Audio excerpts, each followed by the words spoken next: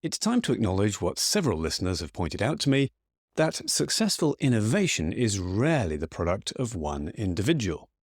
It needs a combination of ideas and implementation, the perfectionist and the pragmatist, the inventor and the entrepreneur. And so in this episode, we'll hear about a rather unusual father and son team originating in Hong Kong. It's a story of innovation that has taken decades to reach this point. And now, after a lot of persistence and persuasion, it's an impressive startup incubated in Cambridge with a young CEO that I think you'll enjoy meeting at this intriguing stage in his innovator's journey.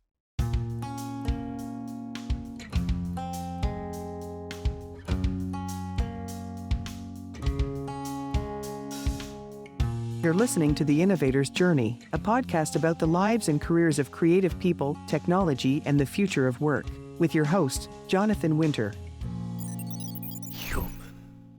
Abiel Ma, hello and welcome to The Innovator's Journey.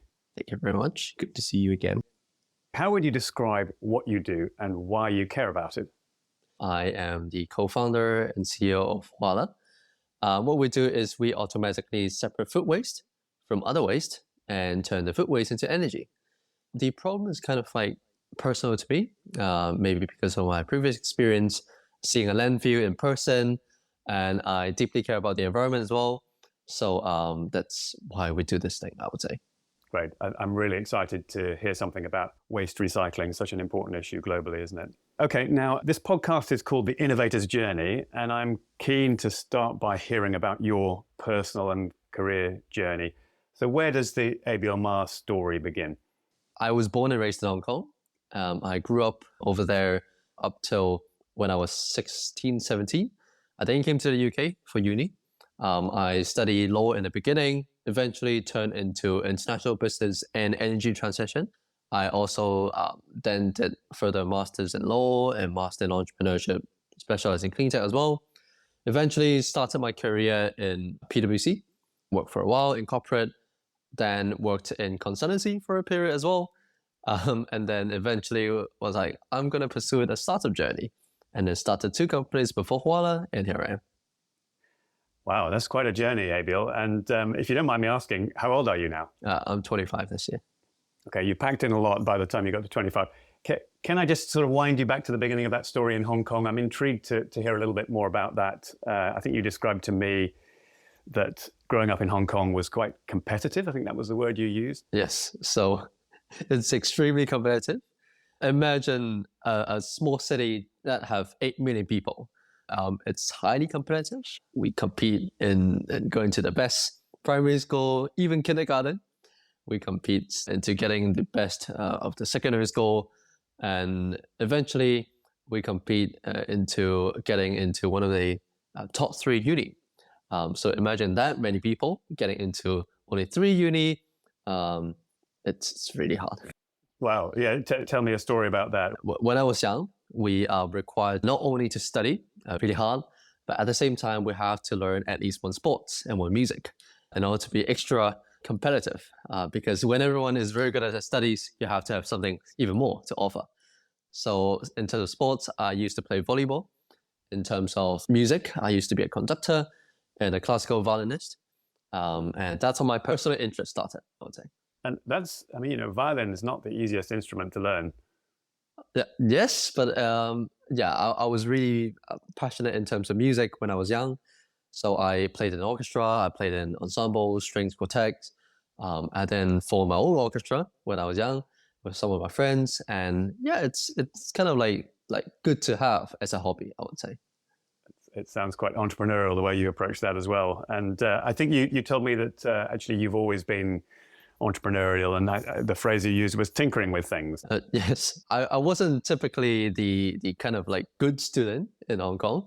I wasn't always the best in my class. I wasn't the top in my form, and I don't really like study. But I have to because it's highly competitive. Even though I study Chinese history, math, and geography as my core modules, I frequently pursued in science competitions.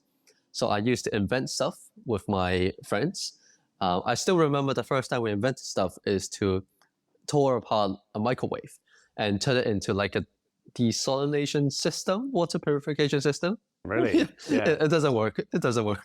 It doesn't sound entirely safe, Abiel. It's not safe at all. So it's not safe to like tore apart like a microwave. But then I used that to apply to a lot of science competitions. Eventually, we won some of them, and then we went on the local TV stations talking about it. It was a crazy journey. But then I came to realize that I was kind of like an innovator or an entrepreneur when I was young.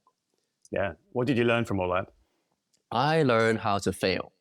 I learned that success is not by luck. It's not a day. It's not 2 days. It's not a week. It's not a month. It's not even a year. It's a very long journey. And, a lot of people think that a good idea is the most important thing, or a great team is the most important thing. From my perspective, I think not giving up, determination is the most important thing, because ultimately, if you have like a semi-good idea and you have like a pretty good team, eventually, if you work on something long enough and you don't give up, you're going to have some results. Maybe not success, but results and progress. So that's what I learned, I would say. You traveled as well as you were growing up, didn't you, outside of Hong Kong? Tell me about your adventurous travels and what you learned from those. I really enjoy traveling, maybe because I was born and raised in Hong Kong in a very multicultural city. I started traveling when I was young, when I was like, I think half a year old. So my parents brought me to Japan when I was in my baby trolley. And then eventually my parents always take me to different kind of places, Europe as well, where my father did his PhD in Queen's, QUB in Belfast. So we started in Belfast and we eventually stopped into other European countries in Western Europe. And then that's how kind of like that eye-opening journey discover traveling from my perspective. Because I was a classical musician, I then used to perform in the Golden Hall in Vienna. So that was my second trip as well. I go to music tours with the orchestra. And eventually, when I grow up a little bit more, I then travel alone. So I went to different kind of places. For example, India, Thailand, Abu Dhabi, Singapore. Tell me about that trip to India. I think you described a particular experience around waste that influenced you.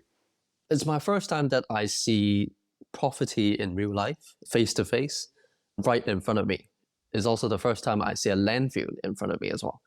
It's quite an experience, I would say. It's a very personal experience. And I haven't seen a landfill site in India. Tell me about it. It's like mountains, piles and mountains of rubbish. It smells, that kind of smell, it's kind of like a lot of dead animals and a lot of weird gas smell all combined in one. Okay, I'm trying to imagine, and it's not pleasant. It's not pleasant at all. Yeah. Tell me about the people you saw as well. I saw kids standing on the piles of mountains of rubbish, using their hand to sort out the waste. They're doing two things. Either they're helping the waste collection company to sort out the waste for so-called recycling, or they are trying to find semi-intact food for them to feed their families. So it's a really quite an experience, I would say. Yeah. Now, when we come to talk about Vuala and what you're doing now, Yep. It's about food waste recycling, isn't it? And Yes. One of the things that interests me about your story is the relationship between you and your father and his involvement in the business. Yep. So tell me about your dad. Tell me his story as well, because he's very much a part of this innovation journey.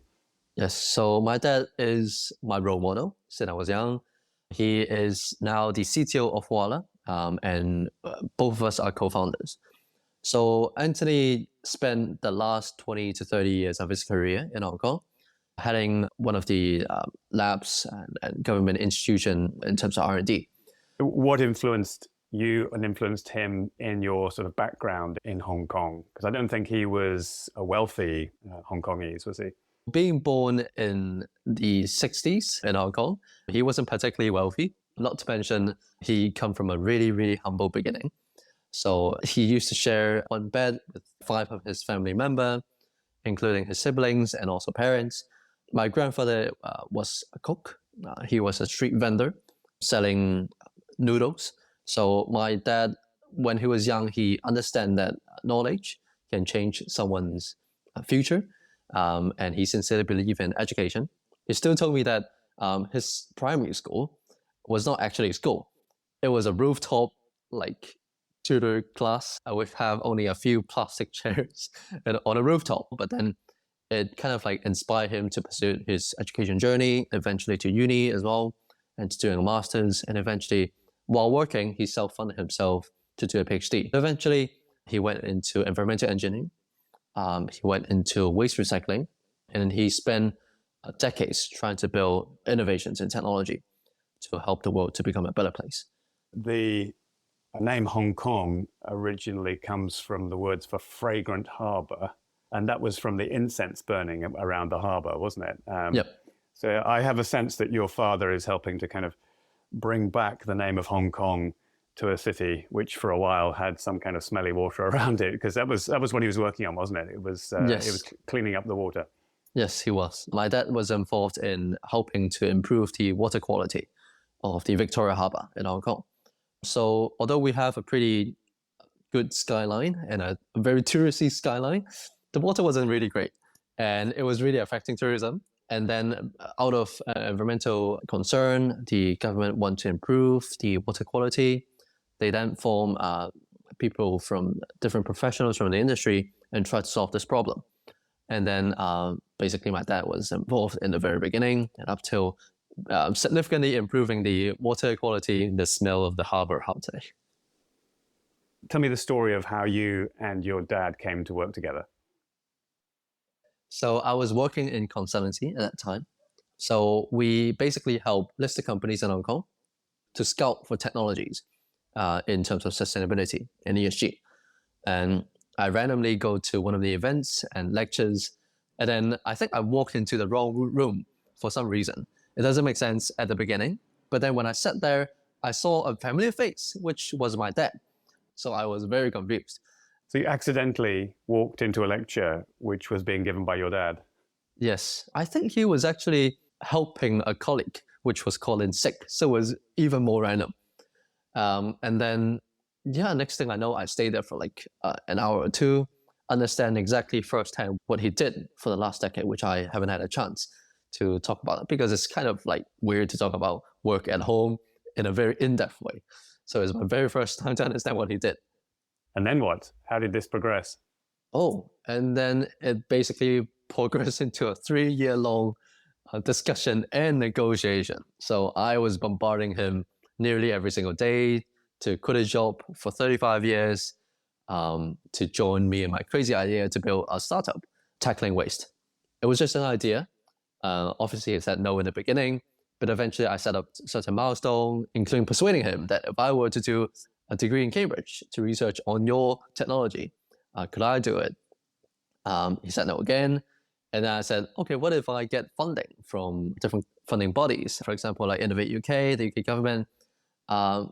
Then can you quit your job? And then he said no. And then I did a feasibility study on every single London postcode to prove that there's a market. And yeah, combining all things at one, and he eventually said yes. And then he even moved in to the UK with me. Wow, fantastic. Yeah, it sounds like a difficult colleague to hire and persuade. Yes. But what a great team. It's a fantastic story. Thank you. Is there anything else from your own journey that has particularly influenced you or that you'd like to highlight? I would say that, our religion is also one of the most important things. So I was born and raised a Christian. My parents are not born a Christian, but then eventually they became a Christian. So the Christian value, it's very personal to us and eventually inspire us to make the world a better place. And that's why we did this thing, I would say, the innovation, out of all things, out of waste. That's yes. Really interesting.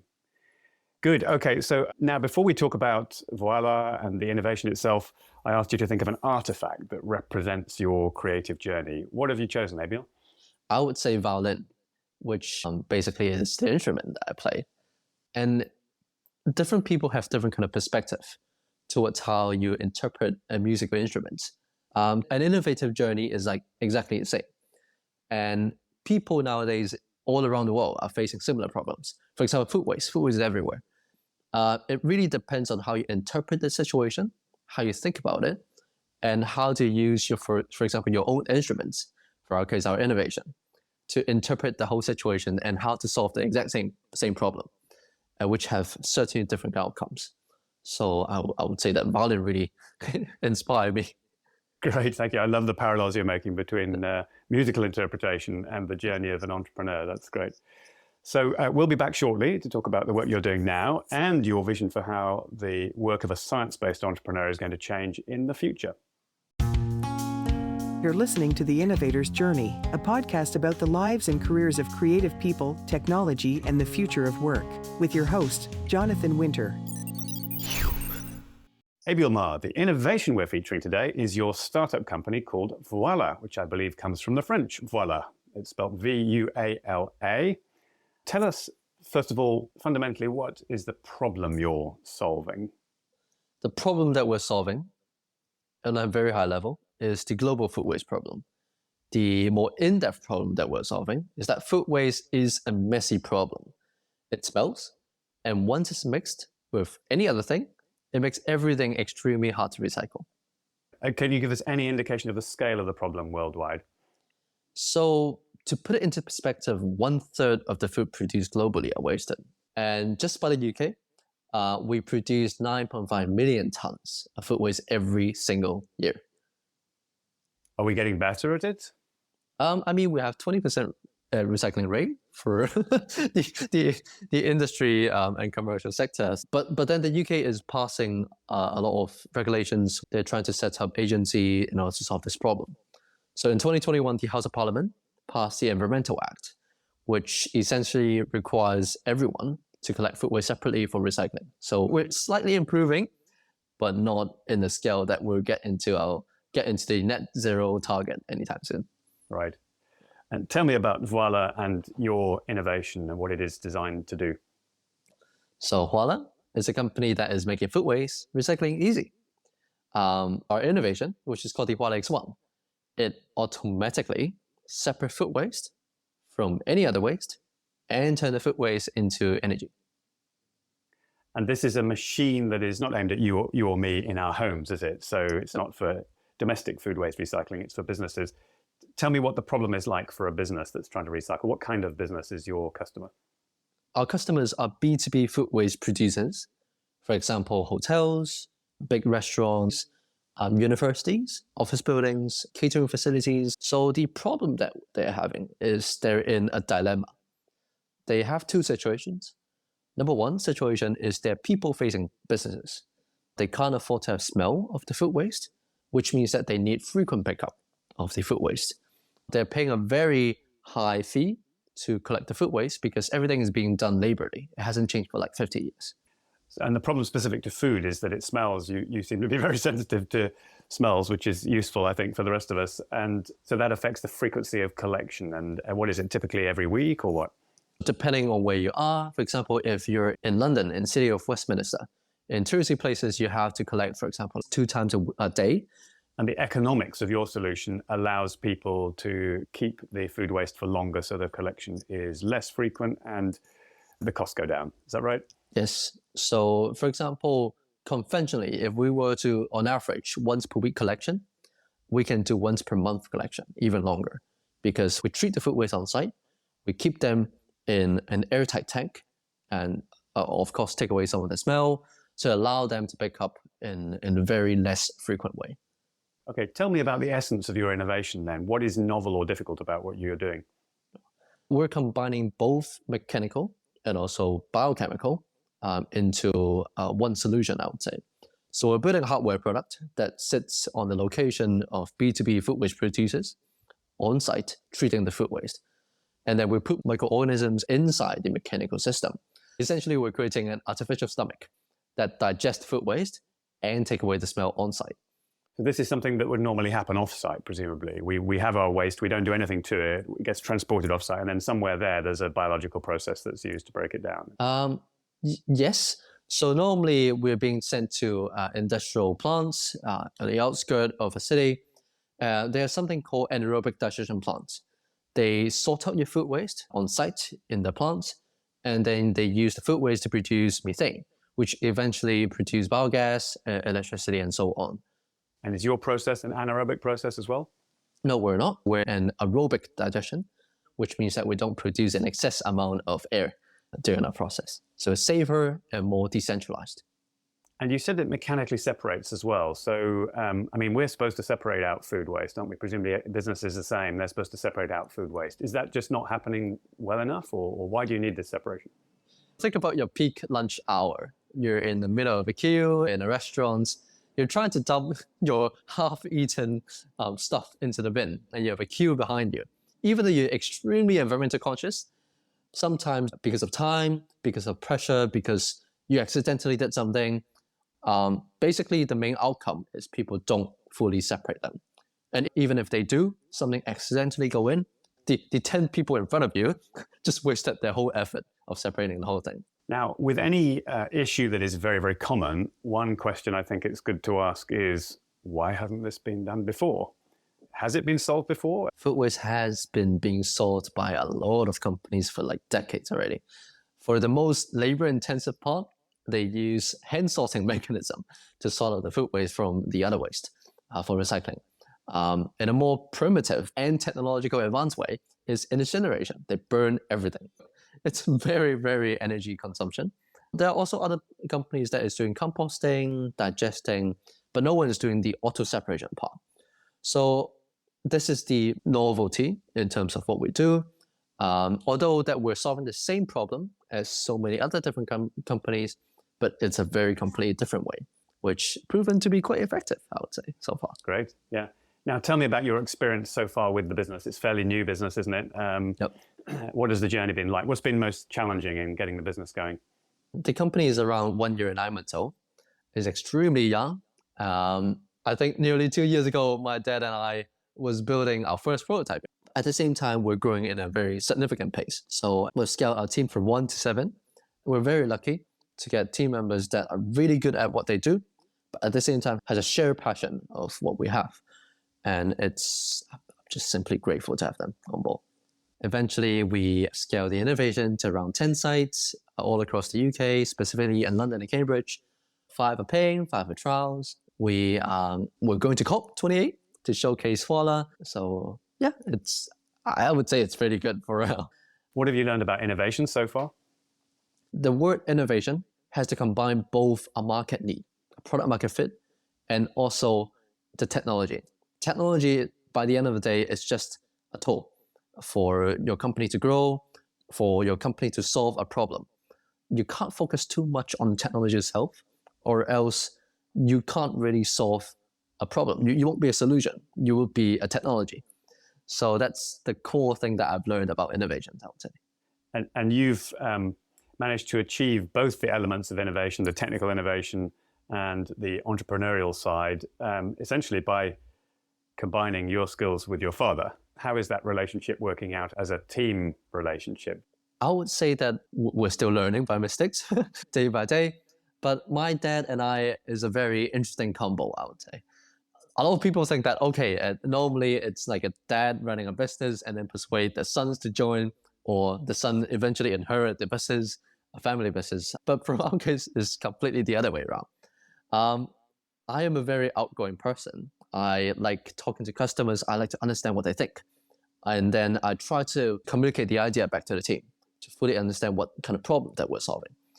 My dad is a technologist. He's a scientist. He developed innovations. And it's very, very important that we two combine our own perspective, not only towards the business, but the technology itself and the market. And I mean, it's so far going great. So I actually persuaded him to move to the UK and move in with me. This is just your dad or other family members too? Oh, my parents, my dad and my mom.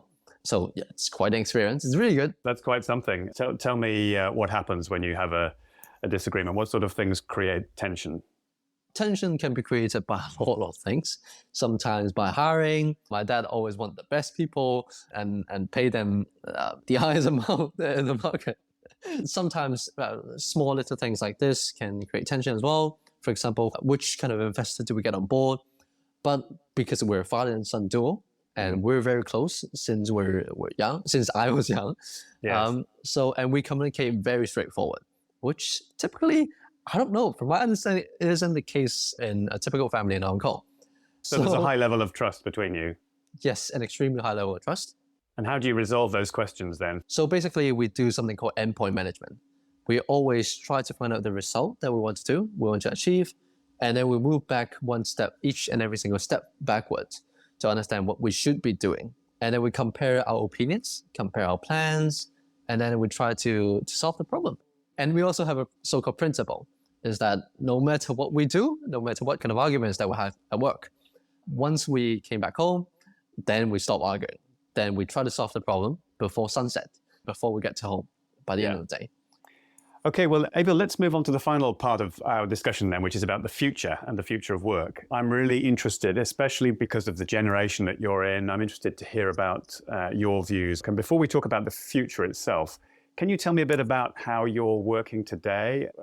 What technologies you're using, what working methods you're using, management methods? Is there anything that you would highlight as being perhaps a younger generation approach to work? So just like 90% of the people, I use ChatGPT. I use different kind of AI tools. I use something called autoparse, which is a data scraping tool to understand the data metrics. For example, which grants do you want to apply? What kind of customer in your customer segments? And it saves a lot of time. Half of our team sometimes work remotely because we believe in effectiveness. So instead of traveling for an hour to the office and traveling back to home, why don't you just spend 1 more hour resting, and then you become a more happier person. And what's your vision for work, let's say in 3 to 5 years' time? How will work be different? When I started to work in PwC as an entry-level audit trainee, I already heard in conferences that part of our job will be replaced. Eventually, when I moved into consultancy and when I studied law, exactly the same happened as well. So I think that entry-level jobs, especially in the professional sector, will certainly be replaced to a certain extent. How will people learn their profession if there are fewer entry-level jobs? I think it's to really develop your own passion. Think about what kind of problem that you want to solve. Do you actually have a solution for it? If you have a solution, because starting a business is extremely easy and cost efficient nowadays, even in comparison to 5 years ago. So I would say that if you want, and if you're young, start something. That being said, I still recommend, if you have the opportunity to do an internship or start your career in an entry-level job in a corporate world in a very big structured organization, get the training, and then eventually after like a year or two, just try to pursue your own idea if you're young. Great. Yeah, and you talked about technology before. I'm interested to know your view on what is the work that humans need to do if there is going to be so much more done by technology. I would say design and thinking. Design as in like design human-centered innovations. Or strategy thinking, as in like thinking of, for example, like how the company can go, what kind of innovations can you do in the future. So I think that humans will not be replaced by AI, but obviously some types of human jobs will be replaced by AI. So in order to stay ahead, be creative, be innovative, think about something ahead that you can do, create something from the start. That's really interesting. And your point about design is interesting, I think, because what I get from you is that our job is to understand the human experience. And because we are human, that is going to be something that we can do exceptionally well, and then use that understanding of the human experience as the basis for designing solutions. Yes, exactly. So talk to people, understand what do they need, communicate their thinking, and then think from a human perspective and design something human, I would say. Okay, so as we come to an end then, I've got a couple of concluding questions for you. If you were giving advice to someone younger than yourself, what wise advice would you give? Start early, fail early. Don't be afraid to fail, because you will fail no matter how successful you are. And when you look back, your failure means nothing after like 2 years, even 1 month afterwards. Be determined, don't give up, and you get progress. And even so, you might be successful one day. Okay, my second and final question then. If you could write a slogan on a giant billboard with your advice for the world, what would you say? Create something that is good for our future and use innovation. If you try, 50% success rate. If you don't try, 100% failure. So why don't you just try? Yeah. Abiel Ma, thank you so much for sharing your story, your innovation, the way you and your dad have been such a team as innovators, and also for sharing your vision for the future of work. Thank you very much. Thank you for having me. Thank you for listening to The Innovator's Journey with me, Jonathan Winter. If you enjoyed today's story, do share it with your friends and colleagues and subscribe to make sure you hear future episodes. This podcast was recorded in Riverside, edited and transcribed automatically in Descript, with algorithmic music from SoundDraw and artwork generated with DALL-E. The rest was human.